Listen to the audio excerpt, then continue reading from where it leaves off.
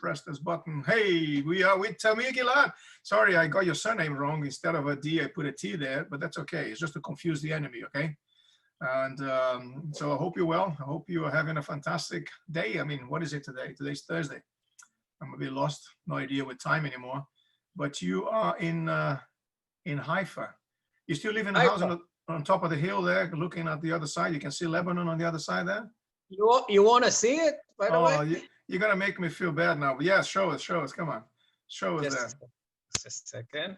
Look at that. Take it and come back a second. This is phenomenal, man. Can you see? No, the green is taking over. You have to. Yeah. Well, anyway, if you look at the white part of it, you can see the whole side. Oh, there you go. Yeah. On the right hand side is Lebanon, is it? If you go to the right hand side. The what? Lebanon? No. On the further, if you go further, really far, when your eyes can see right far back there. Yeah, there's a when it's not in the view now, but basically, if you there's differences and then can see the borders. Yeah. Yeah. So that's what I was saying. That's what I was trying to say. It's so nice that you can see so far away that you can see another country pretty much there. You know, we cannot say that over here. Even if we stand on the highest hill in England, you cannot see France. I mean, you can see France if you go to the Dover, then you can see France on the other side. But you used to have a better beard than us. Now also this is not the best. And basically you are the best thing about England is the weather, I think. Man, you'll be surprised. I'm joking, Joe. I'm joking. I know. I'm joking. I know you're joking. I know you're joking. But the weather's been so fantastic the last few weeks here. We are surprised, even though we are locked up at home. The weather's been amazing. So we are expecting summer to be very hot, very hot. But anyway. Oh, man. Well, not as hot as Israel ever. So we have a guy here watching us. Or he was here at least. Oh, yeah, he is here. That spent some time in Israel. He lived there for a few years. And I'm sure he will enjoy it. Maxim is half Israeli, half Putin, half Boris Johnson. He's a bit of everything. Careful there. I knew he would say something. He would come out of the shadows. Hey, I'm here. I'm watching. I'm listening. Listen to him. You should be careful. Yeah. Shalom, Tamir. Shalom. Alan. So, can you speak Hebrew also? You speak Hebrew also? Okay. Wow. Okay, let me cut him off. But back in the kitchen. גרתי שם 7 שנים, גרתי במודיעין. Wow, look at that. ההורים שלי גרים במודיעין עכשיו. כן. What is basically saying... Let's change to English so everybody can also hear us. Yeah. בסדר. Okay. So now you're living in the UK. Hello? Now he lives in the UK. Yeah, he lives in the UK. Yeah, he trains with us now. He's here. We're looking after him. Oh, he's looking after us. I'm not sure which one is looking after who anymore, but we are doing this, yes. But let me ask you a question. Let me go back. Let me try to take control of the interview again because, they're being hijacked. Just one question before you start asking question yourself. Joe, how long do we know each other? Well, I was hoping you would know that because I have no idea, man. It's been so long. I think it was 2002. It was when I attended my instructor's course in Israel. Was that 2002? Wow, that's a long time, man. It's good to know. Yeah, we know each other for years. It's a long time, yeah. 2002. That's right. When I used to joke that Krav Maga was Krav Maga, back in the day, it was different. There's a big division there, but we're going to talk about this in a minute. But tell us, this is about you. Tell us about you. When did you start training Krav Maga and, the whole thing? You were born in Israel and the family was from where? Okay, myself, first of all, family. Family is from here. My original, actually, I'm an 8th generation. Wow. Israeli, 8th generation. That's why I needed to go out a lot because you need to spend more time abroad to get to know other people. And origin, hard to say. Maybe I don't even know. My father doesn't know. He says probably Russian. Originally 1800, around my great father immigrated. So there was, I think, from Russia. I think that's logical, but I don't know. Okay. And from my mother's side, I'm Czech, which Really? is, yeah, but also before the World War, actually, my grandfather, you see me, by the way? Yeah, yeah, I can see you. I can see you. So my grandfather immigrated to Israel around 1930, something like that. And that's it. That's about family. So my parents came to Haifa, and that's where I was born. I was born late 1969, and that's it. And since then, I'm doing Krav Maga. No, I'm Wow. joking. But I started doing Krav Maga around 16 years old. Before that, I did more martial arts. I did Thai boxing. Right. I did, I don't know if it's considered martial art, fighting in the street. But that's a different type of learning how to survive, or not survive, but fight. My background is I like fighting. It's not that I looked for self-defense to know how to protect myself. That's why I always teach my students that there's a lot of versions to Krav Maga. Not everybody comes to Krav Maga because he needs to know how to protect himself. Right. Some of the curiosity come from different elements.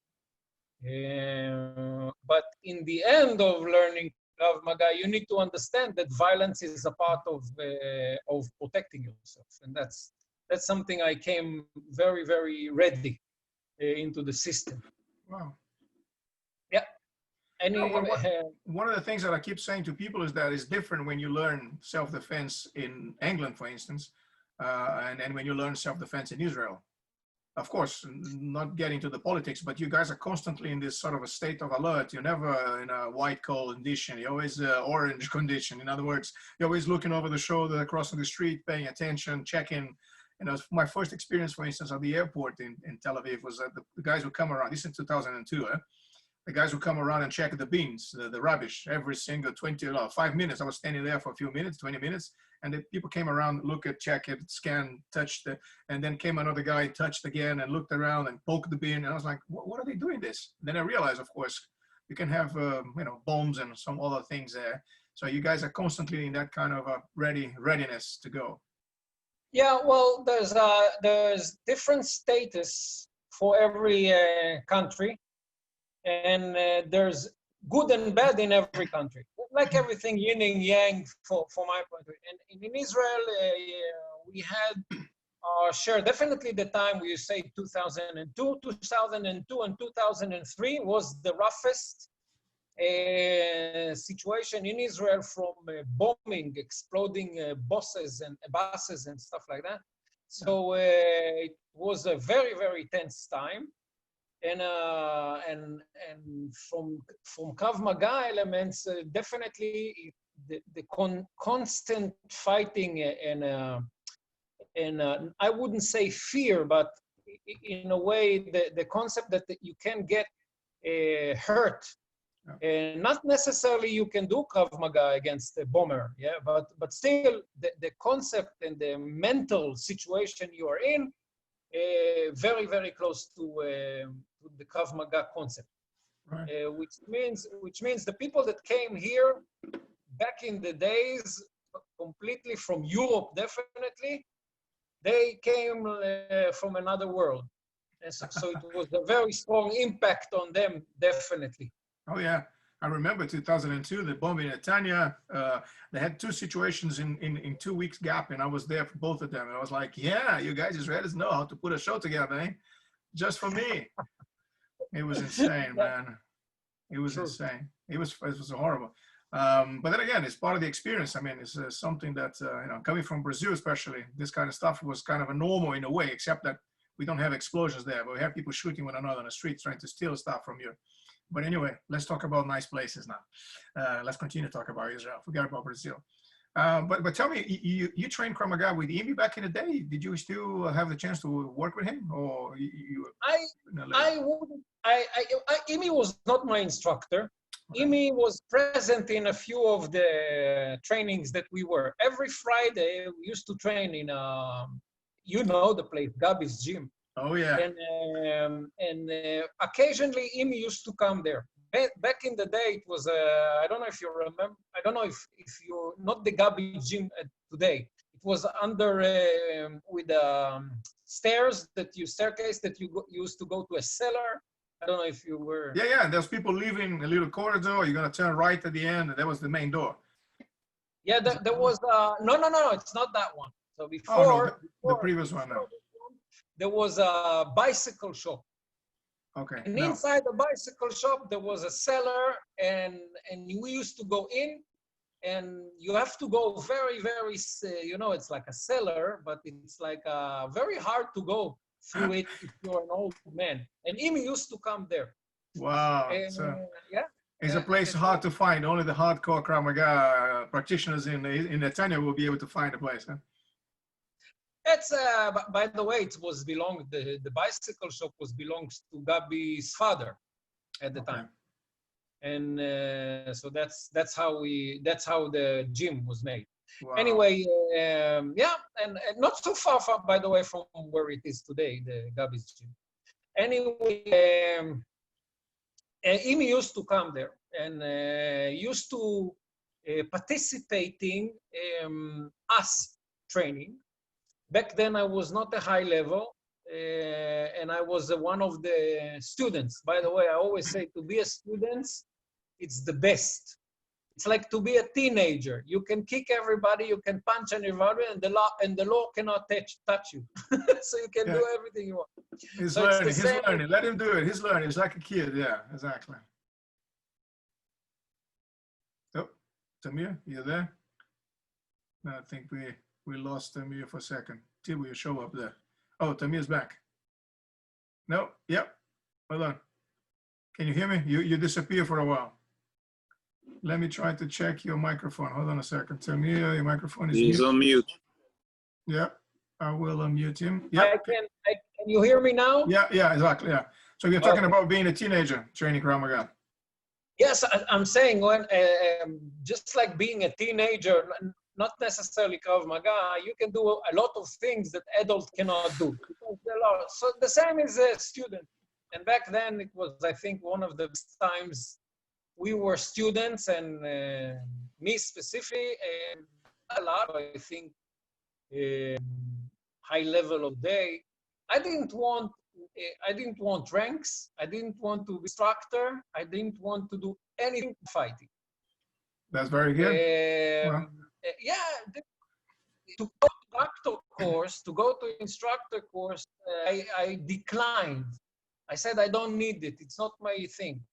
If you want to learn, go to the instructor, not to me. I don't need to teach. Wow. And because I think to teach is a different kind of love than the love of fighting, which I still possess, by the way, unfortunately. And I'm saying thank to myself back then, or for the, how would I say, to luck that I didn't become a boxer, because this is something I would take as a career if now I wow. now I would take that. Wow, that's been it's interesting how we hear this from people that it says, I didn't really want to teach anybody, I just want to practice Krav Maga, and then eventually someone asked me to teach, and then I had one student, 2 students, 10 people, and all of a sudden this became, you know, without me wanting, it became a job, became not even a job, it became a lifestyle. Yeah, it's not a job, because how do you know it's not a job? Because you do it anyway. Let's suppose tomorrow you say you have like somebody told me in a joke. So Tamir, I heard you won the lottery. I said, yeah, just 7 million. He says, what are you gonna do with this? I said, nothing, the same. We'll continue training. Yeah, exactly. Yeah, it's continued life as it is. Yeah, it's very good. And when you cannot do what we do, you cannot do what we do if you don't have it inside as a goal, as a mindset, as a career for yourself. not necessarily just a money aspect out of it. Yeah. Of course, when you're starting to live, you raise a family, it's a part of it, but Yeah. it's And let me ask you, from your travels, I mean, people who don't know, you've been involved with this for so many years. You're part of the, which today is the, well, not today, it's always been the International Krav Maga Federation, the IKMF. And I started my my Krav Maga career with IKMF in 2002. You stay there, you stay with those guys, you know, you're still there working with them. Today you're the head of the grading committee with the IKMF. So in other words, you must travel a lot to different places. Any idea how many countries have you actually been to so far? Well, I don't know the numbers because I know I don't consider this important. No, I mean, this is on a side note, like you've been everywhere, all over the place, teaching people and, you know, understanding and learning from different cultures and so on. But I didn't make, yeah, but I didn't make a count, 1, 2, 3, because it's not, mainly Europe, friendly countries to Israel. Right. America, South America, India, Thailand, all these countries I've been. Where people connect, they have schools, they try to do the things that attract all of us, which is to teach self-defense and by the way, you know, to create a community. I say it like this: you create community. Krav Maga sometimes has passports. I think we should have also a country. Well, there we go. You know, yeah. We should call it Krav Maga-gistan or something like that, yeah. Without the stan, yes. Yeah, just, yeah. The United Kingdom. Country. The United Kingdom of Krav Maga. Here you go. But what I'm saying is that the connection to the people comes on the mats. Yeah. And after the first time you meet people, just like I meet you and we have connection for life. We don't see each other 1 year, 2 years, 3 years. It doesn't really matter. Yeah. We had the connection based in you know me and I know you because we met and fight and learn together on the mats. This is where the connection is made. Yeah. And that's how I make connections around the world. I think that this is the heart and soul of the Krav Maga, the mat. I think maybe a lot of martial arts, it's the same. I don't know, from the connection, I mean. Yeah. It's creating brotherhood, it's creating loyalty, it's creating the same goals, sharing goals, creating a better person, actually. Yeah, for sure. So that's what I do around the world. When I talk to people about, you know, like this martial art training is part of your life, it's like a lifestyle, it's part of your lifestyle. Some people don't understand. No, I come and I train for 3 months, I get whatever belt I get, and then I leave and never come back. It's just one more thing in my life.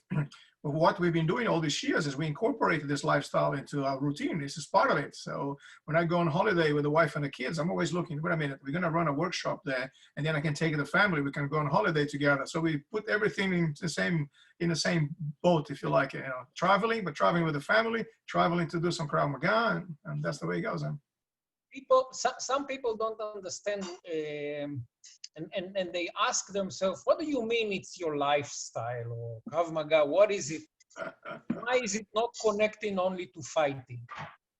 Krav Maga, unlike sports, gives you a lot of other fields than just fighting on the mats. It starts from the mats. It starts from the connection to the instructor. It starts maybe from punching, but it's much more than that. It's when you're driving. Just an example. I give a small ideas on driving, which people are getting angry in the road. Yeah. So just to calm yourself down, it's a Krav Maga aspect. Just an example. Another aspect is sometimes I drive. And I'm thinking to myself thoughts that Krav Maga gives you to think about. For instance, somebody jump into the road when you are driving unprepared. How are you going to move the steer?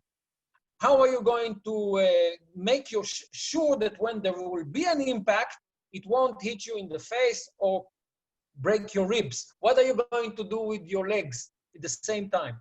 Right. This is Krav Maga, not on the mats. Yeah. But this is thoughts that coming from what you just did. Yeah. It's Everything is phenomenal. Everything is connected. Definitely us as Israeli, when we're going to a crowded area, although now it's very easy, no crowded area anymore. The COVID-19 took care of it, but when you're going into crowd area, immediately it gives you associating with the multiple attack scenario. Immediately, it doesn't really matter if everybody is celebrating, you know, the New Year's Eve. Yeah. Everybody is happy. Yeah, I recommend for people that are doing Krav Maga always to put a small flame, like in the fire, in your home, if you have a gas and you're putting the fire.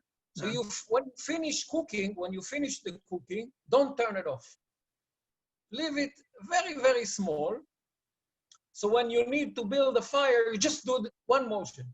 And not tick, tick, tick, tick, tick, tick, tick again. Okay, I get you. Yeah, keep the fire, keep it burning. Don't extinguish the fire. Not a big fire when you walk in the street, because this is like you're like having a problem in the head if you're scanning, looking over the shoulder. You becomes the crazy guy. This is not what I want from a Krav Maga person, but I want you to come from like a Tesla, from 0 to 100 in a second. Wow. Yeah, this is one of the things that I keep saying to the students and the instructors especially, is that this kind of a conversation, when you guys use certain analogies to explain certain things, then you go, okay, now it makes more sense. Now I can use that also to explain this to other people. Some of the analogy, of course, makes a lot of sense. Some of them is kind of a tricky. We need to adapt a little bit because the way you guys think, the way you guys formulate the questions, and the way you talk is also different. But it's a very nice. But tell me, regarding all the training, the Krav Maga, the camps, what's happening in Israel with this corona that has been attacking us from different angles, the multiple attackers, and we are having trouble fighting back. Are you guys almost towards the end of it? So you guys are free now? Everybody can go out on the street and enjoy life? I would say it like that. In Israel, actually, the thing is very close to normal. Okay. Although they are still forbidding crowded area, they are still didn't open the train.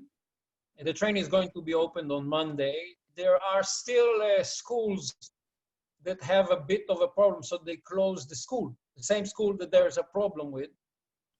But the feeling is that that's it.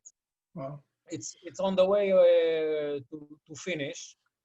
I see it myself as a situation that's going to stay with us just like any other virus until they find a vaccine. But it doesn't need to be, if you're healthy, there's no problem here too much. And if you're not, you should take care of yourself. Just Krav Maga teaches. Yeah, this is one of the stuff that we keep seeing all the time, is this keeping yourself healthy, and that will prevent you from when you contract this thing. There are also different levels of it, the very mild one, the very strong and aggressive one. By the way, a note here, and that's something that from my point of view, you did, I did, a lot of us did, is putting our health in a different priority than we used to. Yeah. And that's a part of Krav Maga when you grow up, which is until the age of 30 or something like this, I didn't care if I break something. I didn't care if I get disease. I didn't care anything. But now I do care.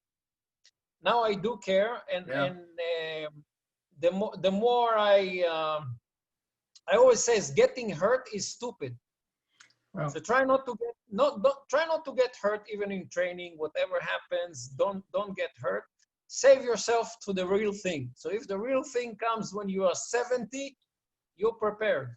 You'll be a walk in the park, exactly. Yeah, it's fantastic. It's amazing to think from that point of view. But I guess again, as we were talking about this earlier, if you're like the 20-year-old Tamir and the 50-year-old Tamir will show up there and go, oh, by the way, look after yourself. You're going to go, oh, come on, get out of here, old man.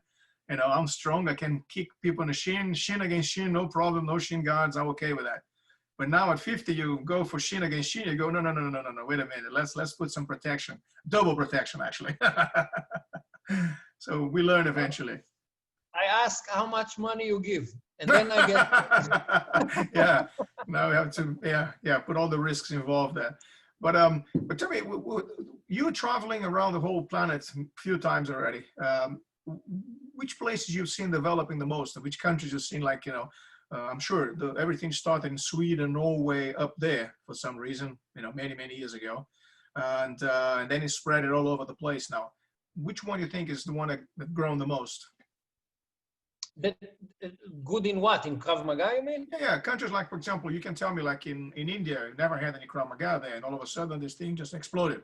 Because remember, there was a guy traveling every day. He would get on a plane, fly to another city, teach a class in the evening, fly to another city, teach a class in the evening, fly to another city. So he would go 7 days flying around India and then eventually go back home for 1 day. Do you remember that guy?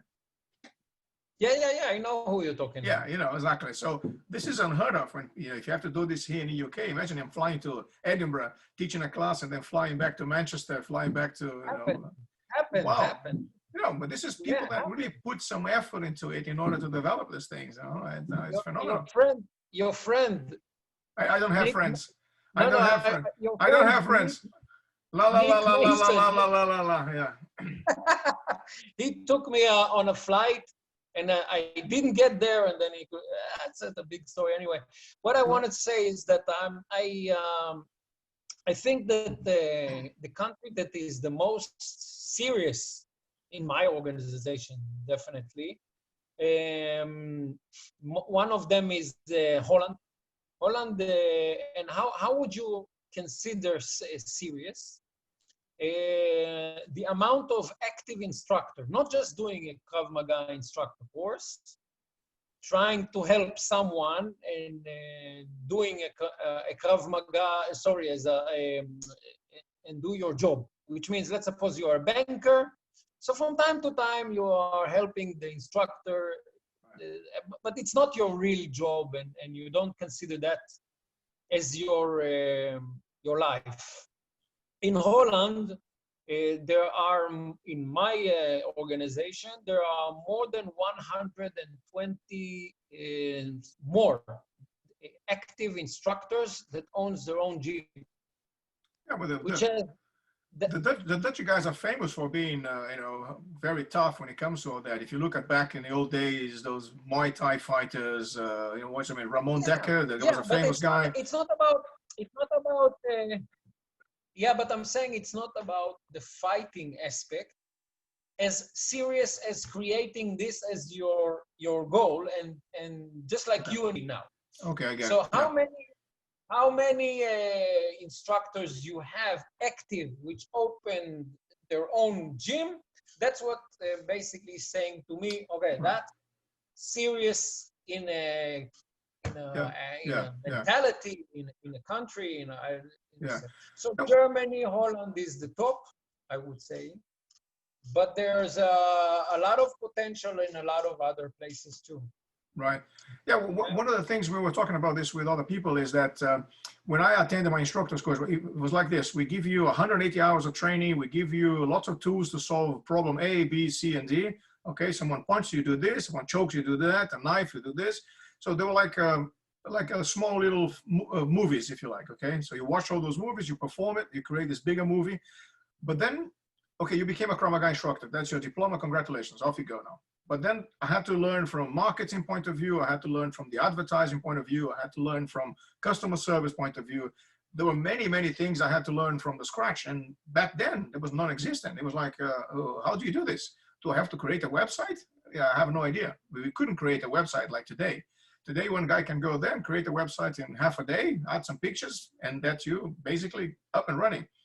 You know what I mean? That's what I'm saying. First of all, I'm happy to say that the world is more closer today, which means with the media, like we are talking now, you can meet people, you can train with people, just like now the Zoom is a unbelievable tool that Platform, you can yeah, use. platform, yeah.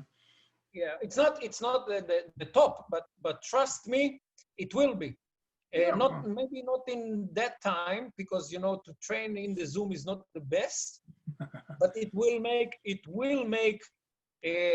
difference. I think this is a huge potential that, like the COVID-19 said, prepare to COVID-20. yeah.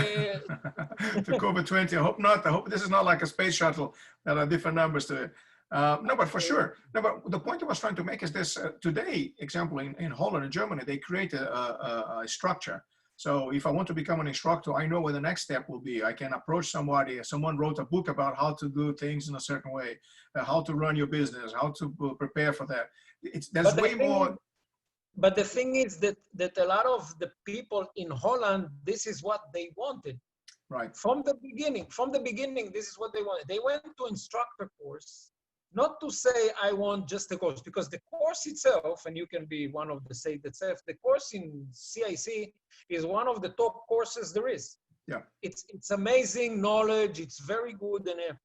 it's evolution. I would say it like this: if you're in students and you never did instructor course, your evolution is not in the right place. Yeah. Yeah, as for people And who don't if you- know, this is a 21-day instructor's course where you're going to be working 8 hours a day. And I can tell you, you know, with the hands up that it is tough, because if you think that first day, 8 hours, okay, second day, you wake up a little pain in your knee, and then the third day, you wake up with a pain in your back. On the fourth day, you perhaps can even get out of bed. Someone needs to go and, you know, pull you out of bed and put you back on your feet and push you into the gym again. And it's a long journey. It's a long journey. It's a very steep curve, lots of information. And an example, in my case. It's two lines, what you just described. You described the first one, which is pain. Yeah. But I like the other line more. It's the knowledge. Yes. The amount of knowledge that people possess is unbelievable. Oh, Tibor just said he had that pleasure with you. You attended his instructor's course there. Yeah, he still has good memories. Remember Tibor? I remember the Tibor, but I'm not sure I remember the face. The face. So, he's going to show. So yeah, he said you tested him. He's going to show his face in a minute. He looks like me, but handsome. He's, you know, much nicer. There is no handsome people in no. Yeah, that's a statement. We should make a t-shirt out of that. There's no handsome people as a Krav Maga instructor, especially. Oh boy, that's a good one. Yeah. Don't come if you're handsome. Don't come here if you're handsome. We're gonna transform you. But oh, it's interesting. Yeah, it's interesting. And IKMF is still stuck to the 21 days instructor's course. You guys divided in 3 phases, 2 phases. How many phases have you got now? It's different in other countries. So sometimes you have 10 days and 10 days. For example, in Italy, it's 10 and 10. And Germany keeps 3 parts, which is 9 days, 9 days, and 5 days. 5 days, okay. I personally think that it's best to do 2 parts. From my point of view, I think it's enough. 2 parts and no need 3, but the 3 gives you only the test part. This is basically the last part. The last part is you're supposed to know the knowledge, and then you train to the test. Right. I always think that the more you're training before testing is good for you. So some people coming. Yeah, no, I'm just laughing because I had this flashback when so many expo camps and G camps and people, you know, showing up there thinking, I can learn the techniques here in a week and then I can test at the end. And then eventually they will fail and go home with nothing. And they go, oh, congratulations. Exactly. That's called muscle memory, which is when somebody doesn't have a muscle memory, a good tester will find it very easy. There we go. Yeah, we were having this discussion last week because we are doing a little pre-grading online via Zoom. So I said to the students, you're going to stand in front of the camera, you perform your movements there. I can tell you in a couple of moves if you know what you're talking about or not, because there's no way you can fake this. Absolutely. You know, and 3 moves, if I ask you, a stick, knife, and a gun. Those are the 3 techniques that if you know them. If you don't, you're not going to make it up. And, you know, simple as that. I also believe in theoretical questions sometimes in testing. If we're talking about testing, a part of things that I discover that when some people are testing under me, I ask people, why do you do that? Yeah. And sometimes he doesn't know. And that's like, you don't know what you're doing? Yeah, it's the show me, tell me. Show me the technique and tell me why. And they go, what? What you mean? It's like, yeah, show me why you're doing this. Sometimes they know the technique, but they don't know why. And that's like a big no, no. Yeah, but you know this. You teach a class, you show the people the technique, and then you go away, you come back next day, you show the same technique. And some of the guys who were in the first session will say, oh, never seen this before. I taught this yesterday. You shook your head and said that you understood that, but they didn't. They had this somewhere else. But one of the things that I'm finding out with this online training is that some people that physically were not very good in class that retain the techniques. Yeah, Tuba said, please repeat it again. He's joking about this. But people that face-to-face were not very good at retaining the technique, now online training, they are improving. You can see them improving. You think, why is this? Because now perhaps you're watching through the screen. Perhaps you are sitting at home. You never, you didn't have to leave your house 2 hours early to go to work and have to, be on a train, an underground, a bus.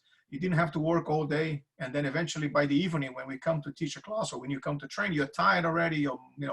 Your focus is not there anymore. So what we see now is people that are learning sometimes more than on the face-to-face. So yes, going back to that point of view of yours, the online training might be something going ahead in the future as part of the face-to-face training.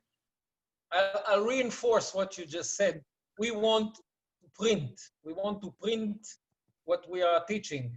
And basically some of the people in the class, they are doing, but they are not, it's not printed. And if you want to blueprint it inside the human brain, it needs to be or trauma. Push-ups, sit-ups, and squats, yeah. Or very, very good logic that goes in, or multiple training again and again and again, repetitions, what we are trying to do. If you do a lot of repetition, it's in your muscle memory. If you are blueprinting it from trauma, it's what you said, the line of pain. Yeah. Nobody forgets the pain. And there's a lot of system. I don't go into it, Yeah, no, I used to have a karate instructor that many years ago, back in Brazil. You guys was like, oh, I don't understand that defense against the punch. Can you show me again? Sure, he will come close to you and punch you in the chest as hard as he could. Bow! So do you understand now? Oh yeah, I understand. All of a sudden now I understand that because I don't want to get punched in the face again on the chest. So now I get the punch, I get the defense, I get the distance. I understood things very quickly. But again, it's not a way of doing this in these days, because these days you're going to get yourself into trouble.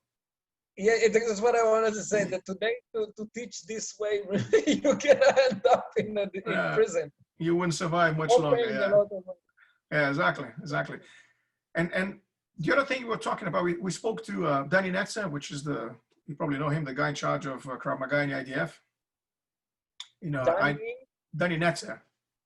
I know of him. Yeah. I don't know him personally. Yeah. So the different approaches that what the IDF is trying to think is to maybe split from Krav Maga word. They want to teach the soldiers something that is not Krav Maga, because according to him, Krav Maga became this very universal, word. Everybody knows Krav Maga. But then it's a bit of mix between the civilian Krav Maga, the law enforcement Krav Maga, the special weapons and tactics, the kids of Krav Maga. So it became this generic word. Do you see any difference, any separations between what you guys do in Israel in the military, what you guys teach in the civilian world, for instance? Yes. The first thing is that that I see in differences is what needs. That the need creates, because some of the people don't, in the army or in the police, they are not saying, okay, that's interesting, but what is it to me?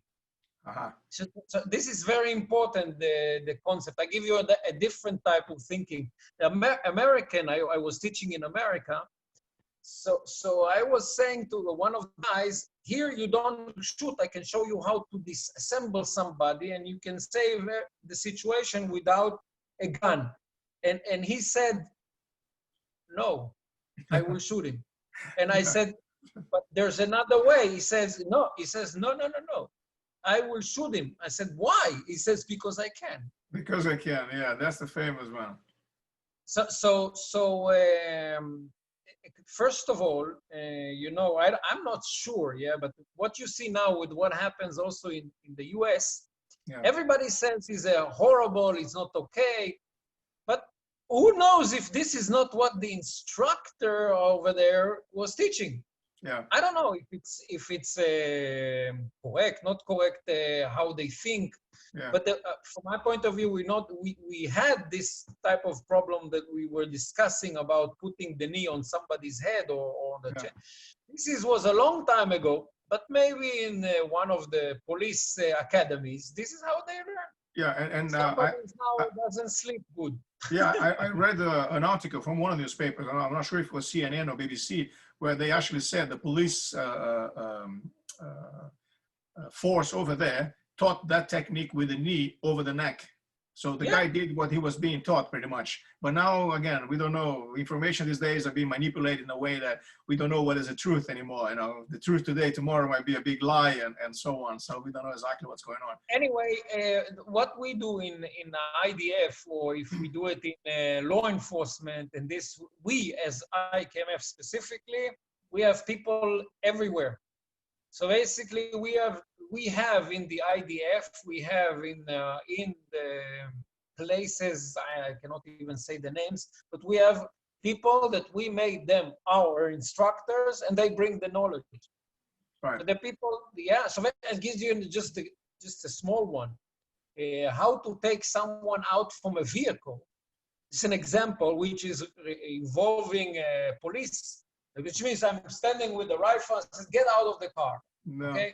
Yeah. Which size and where is his hand and how do they move and how do they get out? All of this is coming from the real thing. Yeah. Which means this is what they do. This is where they are in the border. This is what they say to the people. If somebody is getting with the hands, no, you can't show me your hand, go from here, go from the other way. Yeah. It's completely different than some of the things that we were thinking in the beginning because of the need. So the need creates the techniques, basically. I guess if you think about martial arts, you know, we defend this way, but why? No, because the 5,000 years ago back in Japan, they defended this way. But you don't even know why if that thing works. But what you guys did is that, okay, you started with this, realize that you broke your arm against the stick, and then, hold on a second, if we extend the arm, we might get a better angle. Oh, therefore we survive. So there's this kind of a lab testing. I tried, I worked, I go, and next one. And also this one, specifically the technique that you just talked, which I don't say it as a technique.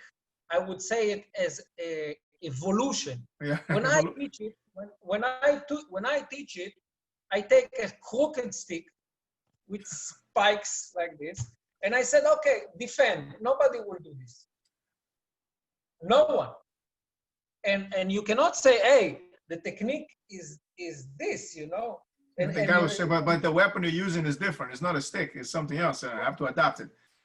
Yeah, completely. And that's the Krav Maga. That's Krav Maga, because the Krav Maga is not techniques. It's the principles. The techniques is basically brings you to learn others. So if you take a stick, it has to be short, it has to be long, it has to be crooked, it has to be wide, it has to be with two hands, one hand from the angle. That's the Krav Maga. The technique is only... Yes. Yeah, no, this is why I find this sort of a talk very, very important, because now people go, okay, there is more than just number one, number two, number three. There's a lot of this, you know, people walk through the door, someone shouts something, how people react. Everybody looks first, or you dive under the table. No, people look first to identify. They don't jump under the table. And perhaps sometimes different styles, different systems, or even Krav Maga schools are teaching, no, someone walks through the door, you jump under the table. But that's not very realistic. That is not natural. The natural reaction would be to look over the shoulder to see what the heck is that. So I take a lot from this this kind of you know, talking to people, especially experienced people such as you. But it's phenomenal. And will be my next question. So what is the next trip? So you're going to be going somewhere else? So you have an idea at what stage you guys are going to be traveling again? I hope, I don't know, because it's only about the isolation. Here in Israel, you can leave the country now also, because there are companies that flies here all the time and get out. For instance, Lufthansa is already flying to Israel 6 times in. Wow. But nobody goes with them, but they come anyway. So the thing is that they're trying. They're keeping themselves busy. Yeah, because I read that if you park a plane, it's more expensive than if it flies. Anyway, what we are doing at the moment is, I think on June 16, the isolation, because here if you come to Israel, now you have to go to quarantine or lock for 14 days. It's not an option. For me, it's not an option. Yeah. So we are waiting basically for this. Now there's a few green countries in the world. I don't know. Israel is one of them. Austria is one of them. Now, Cyprus. the UK also has the same now. They are trying to introduce this. If you fly back from anywhere, you have to be away for 14 days in quarantine. Yes. So they are changing it for the green countries. Yeah. So now if you are trying on the 16th of June, that if you fly to Greece, then there's no problem, no quarantine needed. Excellent. So we will be seeing you guys probably start traveling to Italy, for instance. This week, Italy is opening and it's going back to business. So let's hope this is going to be effective. Let's hope it's not going to go back to what it was before, which is good. So the things it looks like a big fire that started in Europe and then spread it. Now, it's burning in Brazil, burning in the US. So let's hope this is going to go around and stop, basically. Yeah. So we can go back to. It's first and foremost, before even the health thing, it's the economy and the impact that it did not even started to show its face yet. That's right. That's another thing. Yeah. Which means, by the way, people that are doing Krav Maga will be very busy. Well, this is a very sad thing to say, but unfortunately, the worse things get, we sort of become more relevant in the sense of teaching people how to fight, how to keep themselves, healthy physically, mentally especially.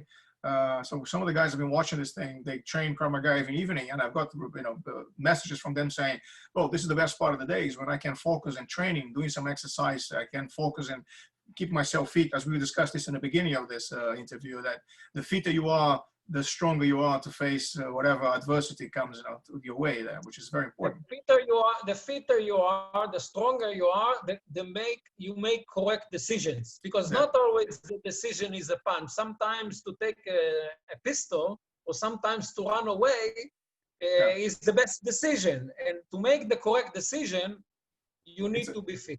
You need to be in your 100% in your mind there.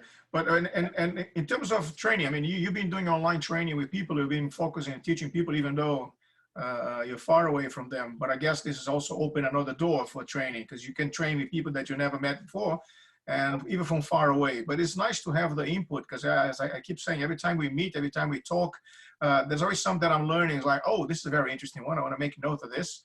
Even if it's not a technique, but it's an analogy, it's a principle, it's an idea, an example, and I bring it back and I introduce that to the instructors, we introduce that to the students. So it's a big like waterfall. I have a saying, which is not the easy saying. If you're going to learn with an instructor and you come back the way you come in, that's not a good instructor. Well, there we go. Yeah. I don't want to put you in trouble, No. It's a tough one. What I'm saying is, it's a tough, but this is how it is. If somebody comes to learn from you, he should comes to learn from you, not to train with you, to learn from you. He needs to get out after the training and says, okay, now that's like a good movie. Some movies you look and you say, okay, and the day after you say, do you remember? Wow, I'm thinking. Yes. There are good movies. Yeah. So there are good instructors. That's how I see it. Well, this is like everything else, like a marriage. It's a relationship where every day you need to do something to keep it going, because if it becomes boring every day, you know what happens, And some people ask me, about seminars I do sometimes, and they say, well, that's brilliant. It's the same subject, but it was different than the other one. I said, I don't remember the other one. Yeah, exactly. I invent myself every time again. Yeah, you're trying to get the feedback from people, and you're trying to improve and adapt more things. And one important thing is people receive things differently from country to country. It's very interesting there. Because, example, in Israel, you can make jokes about things. You can tell the guy, no, your technique is not good, do it again. And Israel, that's fine. But do this in Europe, in other countries, they look at you like, oh, you're just being aggressive. Or this guy has no manners or no customer services. No. That's the way they behave. And the people understand that. So you have to understand the mindset first in order to be able to work with some people. That's the hardest part, by the way, what you just said. Yeah. It's the hardest part. Yeah, it's not an easy one. Hardest part. The mindset it's the hardest one. Yeah. Some people come to class, they punch a bag, very good, by the way, they punch a very, very good. And you are not happy from them as an instructor. And you say, no, has to be like this and like that. And they are like, but I punched the bag very good. And it's not even close to what you can see on a person that if you don't have it, I really say some of the people will never have it. Yeah. The mindset will never go in. And so they should have a gun or a bodyguard or a dog. Yeah. If I tell you that I told that exactly the same sentence to someone in a class one day, and the guy looked at me like if I just, trying to shout at him, scream at him, wanted to attack him, he felt really bad with that. It's like, you should not say this in front of the people. He says, look, there's the reality. I can cover you with cotton and make you feel amazing all the time. But then what? Someone on the street pull a knife and trying to kill you there. I'm not going to be there. It will be you. You know what I mean? So trying to get used to the mindset, because talking is one thing, but the action is different. I can be very tough with you, my voice, my face, but at the end of the day, I give you a hug and I tell you that you're the best. So it's different than if I keep telling you all the time that you're very good when in reality you're not. So it's that's a very strong part, Joe. It's exactly what you just said. Yeah, it's tricky. It's tricky. I'm not going to tell my wife that. Of course, my wife is always good. She's fantastic. She's not watching, but she's listening upstairs. But tell me, if people the good news, you screwed anyway. yeah, I'm a dead man. Yeah.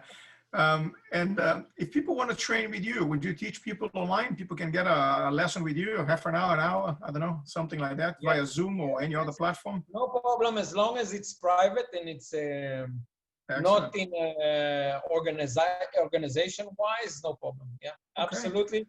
I like this. I would like to know who I'm teaching. So basically, if it's coming from you, I appreciate that, and I will say yes. Some other people just not always. So some people, we keep talking about going to Israel and training with Israelis and experience the whole thing. Waking up in Haifa, 7 a.m. It is like 25 degrees Celsius already. You think, Jesus, what's going to happen here today? And towards lunchtime, it's about 45 degrees, and you think you're going to die. We have the remedy for this. It's called hummus and falafel, and then you're okay. Yeah, and the gold star. Yeah, that's the antidote. Yeah, gold stars. Did I take you here in Haifa to the falafel here? We have a special falafel. Yes, you did. Yeah, I still remember. I have dream about that stuff. I dream about it. It's a beautiful place. And that's the thing. You eat the falafel there, and then you eat the falafel here. It's not the same. I mean, you can go to an Israeli place in London, talk to the guy, a Middle Eastern place, whatever that is, but it's not the same taste. It's different. I think the environment also plays a big part in it. Yeah. Anyway, the answer is yes, I do privates. It's for me great to know people and to train with people, and basically, like I said, for me. So how will people contacting you via what? WhatsApp, Instagram, mobile phone? How do you want to get contacted, basically? Mobile phone is the best. WhatsApp. Okay. WhatsApp. All right. So anyone watching this now in the future, if you want to train with Tamir, we will organize that. Just drop us a message. I can send his mobile number then. Yeah. Excellent. Anyone watching this would like to ask any questions? But be gentle. Okay. Hi, Tamir. Just a quick question. If somebody is a student but aspires to be an instructor, what is the main advice you would give them? That's it. First of all, hi, and a full commitment. that's the best I can give you, which means it's not just to try another thing, because if it's just for fun, it's a waste of time from my point of view. If it's something that you are really want to do, be prepared mentally, physically, and see the future. Like Joe was saying, today you have somebody to ask how to do things. Take it as something very serious and not just for fun. By the way, when I was 18, 22, also for fun is okay. But, but now when you're a bit older, commitment is number one. Nothing will stop you. Nothing will stop you for the goal that you're setting to yourself. And if you want to be an instructor, it has to be something that when you finish the instructor course, immediately you will be hungry to teach. And that's my best suggestion. Yeah, that's a good point. One of the things we started last year is to run basic instructors course. And what I tell the guys all the time is the same thing. You have students, we have white belts, yellow belts, P1s, P0s, whatever you name them. This is a lab. You can go there and practice. You teach them, see, feel it. Go there, teach for a couple of weeks. When you realize that, oh, I like this thing. I want to do this more. I want to go, become more experienced and then go for orange belts, P3s, P4, P5s, G level, brown belts. So the more you practice before an instructor's course is even better in terms of you being a practitioner one.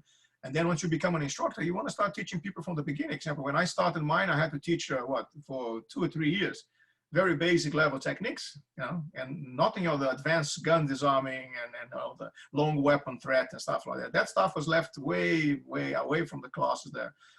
And then if you don't have anyone giving you the supervision. It's a very good point, which nobody says, nobody is there yet, but I will say something about that one specifically.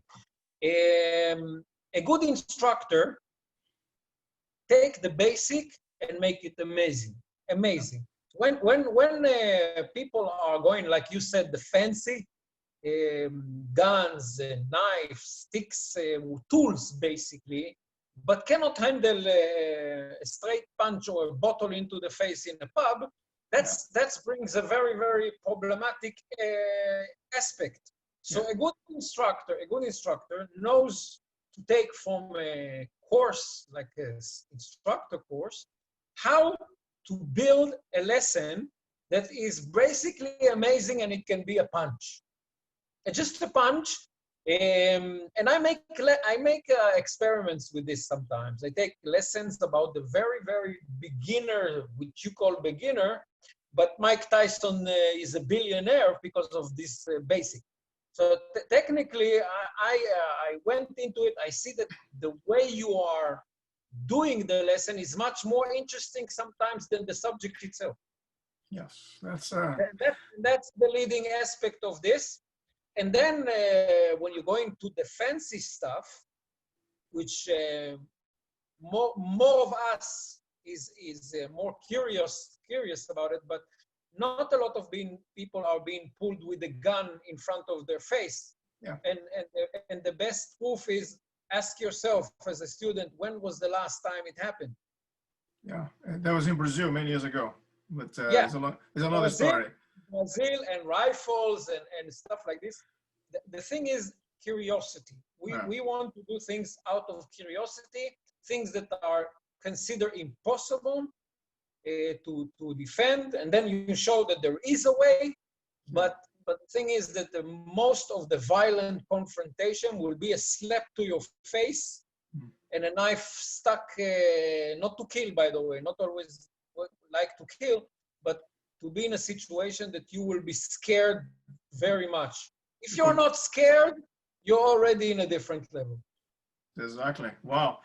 Well, you understand, people, now what I'm talking about. This is the kind of information that is, it's worth gold, if you like it. But of course, everyone here listening to this, from the white belt to the black belt, so everyone will take something from it in a different level. So it depends on your level of experience. You understand what you're saying more and more. So, but if anyone watches this interview in 5 years' time, can continue developing skills, became an instructor, an expert in Krav Maga. I've been to Israel a few times. We'll watch this again and go, now I know what these guys are talking about. Now it makes sense to me.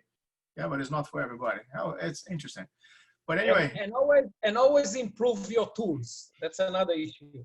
Yeah. Which means some of us, and I see it's very funny to see some of this people carry knives and try to do martial art with a knife, and they will never use the knife, but they do it. And 95% of the people that carry knives mentally don't belong to the personality that can stab. Basically, if you take them and say, okay, defend yourself in your own house, what do you prefer, the chair or the knife? 99 will reach to the chair automatically because we are not killers. Yeah, mentally, that's a big issue because a lot of people we teach, okay, how we defend with the knife is something different, but how to stab with the knife is completely different. It's a very different. And 95% of the people that I asked, I said, take it, defend yourself. No, even if you give him a fork is already better. Yeah. No, well, we have this problem in class because the new instructors realize this now, is that you write a lesson plan, defending against knife attacks, doing this. It's beautiful. Your plan is amazing. But then when you come to the class and you ask the guy, grab the knife and stab him in the neck. And he goes, what? Grab the knife, stab him in the neck. It's a rubber knife. Oh, no, I've never done this before. I don't like this. I think it's dangerous. I can hit him in the eye. The guy starts thinking too much. He's overthinking. And then your lesson plan goes out of the window because now you have to teach people how to stab one another first and then teach them how to defend against the stab. Which, by the way, towards the end of it, your lesson plan is already gone and you have to start with something else. So I like that analogy of the plastic elastic, have a plan, but be ready to adapt into something else because it might not work initially. So that's very true. Absolutely. Always put the timeline in front of you. Yeah. See what you can defend, what you cannot defend. Some women, for instance, when I teach, I advise completely different things. I see that the chance that she can rise up, give a punch is close to zero, then it's a completely different set of tools that I give her to get into this thinking of how to self-defense that is more like a possibility. No, I like to play mind games. I tell people like this, would you punch him? No. Okay, let me put another thing. This guy just stabbed a child in the corner here. The child is your son. Now let me ask a question. Would you punch this guy in the face? Oh, we'll kill him now. Oh, thank you very much. That's the monster that I was looking for. Bring that guy out of you and now put that guy here in his exercise and let me see you perform now. Absolutely. By the way, what you're saying is a very strong tool. Yeah. The tool is I protect others, but I'm not willing to protect me. Yeah. You put yourself above other people. That I don't mind if I get killed or injured, but as long as you can see people that won't do anything, but if you take their parents then they do. But for them, no. It's amazing. Yeah. It's phenomenal. Yeah. Well, at least we always have a little bodyguard in us, which is good to know that. Huh? Yeah, but the thing is that when we teach people, we teach them. And then we are using the VIP in order that they will save themselves. But sometimes it's very funny, but there's a woman or a teenager that he doesn't get it. He says, I cannot do it. I cannot do it. And then to bring you can do it, you need to approach somebody else that he likes, and that's okay. If he touched my mother, I will. Okay. Yeah. It's a tricky. This is why the experienced instructor. I mean, this experience you're gonna acquire along the way. At the end, you don't have to teach techniques. Just to play with the mindset is already more than enough to get people to change that. You know what I mean? Completely. But anyway, we've been here for an hour. We talked about some fantastic stuff, and I'm sure we could stand here for another 3 hours talking about more things. I just briefly wanted to tell a little story about the day you took your daughters out and then the rocket started to land right next to you guys there. Quick one on that one, because people have no idea what is going out with the family sometimes looks like in Israel. Quick one. There was usually in 2006 there was a war and there was shelling over Haifa. And usually the shelling was during the daytime, because during the nighttime, the airplanes can see where they launch from. So they don't want to launch on the nighttime. So I said to my wife back then, let's go out. They're not going to launch. Even then they said, don't go out in Israel. I said, leave it. They won't dare do it. But they did. They did. Yes. There was no shelter around. And we could not do anything. So we went down the roof or something, and the girls were panicking. But I will tell you something, I don't know if I told you. My older daughter was, I think, was 6 at the time. Yeah. And I said to her, listen, don't tell anyone. And that's something I like to say to people, that sometimes small lies to little kids are good. I said to her, you know, you and me, only you and me are like Superman. Nothing can hit us. Mom, I don't know. But I don't want to talk, and this is between you and me. Wow. So yeah, between you and me, and nothing will happen to you and to me. Mom, I'm not so sure. We should take care of her, but you and me, nothing can happen anyway. Wow. Anyway, on that specific time when we went out, my wife was panicking, my little daughter was screaming, and my older daughter did this. Amazing stuff. Amazing stuff. You know, this is winked not the stuff you can the tell. eye, and she said, and I did to her like this. Well And done. my wife said, what have you been telling her? What you're building a little monster. Yes, yes. Yeah, this is a different reality, man. It's different from anything that. But anyway, still a nice place to go. And Haifa is a very nice city. So if people have the chance to go to Israel one day, Haifa is one of the places, especially because Israel is very small. You can get on a train and travel the whole country very quickly. That's amazing. But Tamir, and don't scare anyone. We are not in a war situation now. It's a great. No, I went to Israel many times where the guys were bombarding everywhere and shooting everywhere, and all of a sudden the guys in Netanya, for instance, was like, nah, there's nothing happening. It's down in South Israel. I was like, what do you mean South? You can actually hear the shelling there. No, it's okay. It's far away from us. Next time, we have I would say every 7-8 years shit situation. Yeah, it's the 7-year period I keep talking about. People don't believe that, but every 7 years things tend to change a lot, and sometimes it changes for good. Sometimes it changes, you know, it's not as good as you want to. But for us, it's we are used to it. It's not a big deal. The COVID-19 is more problematic now, I think. This is a multiple attacker, but they're all invisible. Yeah. But anyway, man, thank you very much. Thanks for your time. It was nice talking to you, and I hope that we can do this again. And of course, let's send some students to train privately with you via Zoom there. I want to say thank you for the opportunity to talk to you again, and to your guys, and everyone that is a Krav Maga guy. Consider himself as Krav Maga, his family, no matter which organization you are. Yeah, that's it. Everybody, that's nice. Take care. Yeah, thank you. Appreciate it. Thanks, everyone. I'll see you guys later. And thanks, Tamir. Talk to you soon. Bye-bye.